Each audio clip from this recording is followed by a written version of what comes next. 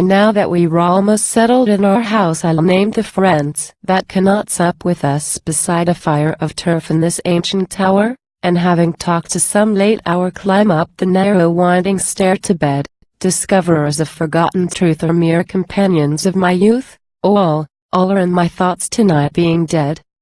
To always we'd have the new friend meet the old, and we are hurt if either friend seem cold, and there is salt to lengthen out the smart in the affections of our heart, and quarrels are blown up upon that head.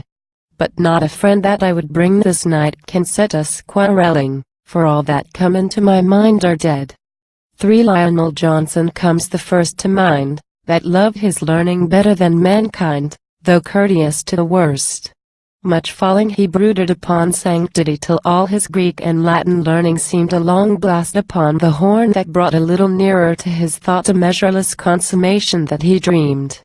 4. And that enquiring man John Synge comes next, that dying chose the living world for text, and never could have rested in the tomb, but that, long traveling, he had come towards nightfall upon certain set apart in a most desolate stony place, towards nightfall upon a race passionate and simple like his heart. And then I think of old George Pollexfen, in muscular youth well known to Mayo, meant for horsemanship at meets or at racy courses, that could have shown how pure-breed horses and solid men, for all their passion, live but as the outrageous stars incline by opposition, square and trine, having grown sluggish and contemplative. 6. They were my close companions many a year, a portion of my mind and life, as it were, and now their breathless faces seem to look out of some old picture book.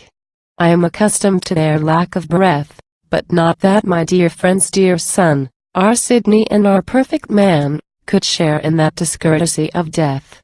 7. For all things the delighted eye now sees were loved by him. The old storm-broken trees that cast their shadows upon road and bridge. The tower set on the stream's edge. The ford where drinking cattle make a stir nightly, and startled by that sound the water-hen must change her ground. He might have been your heartiest welcomer.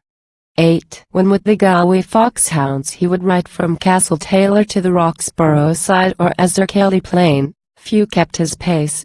At Mooneen he had left a place so perilous that half the astonished meet had shut their eyes. And where was it he rode a race without a bit? And yet his mind outran the horse's feet. 9. We dreamed that a great painter had been born to cold Clare Rock and Galway Rock and Thorn, to that stern color and that delicate line that are our secret discipline, wherein the gazing heart doubles her might. Soldier, scholar, horseman, he, and yet he had the intensity to have published all to be a world's delight.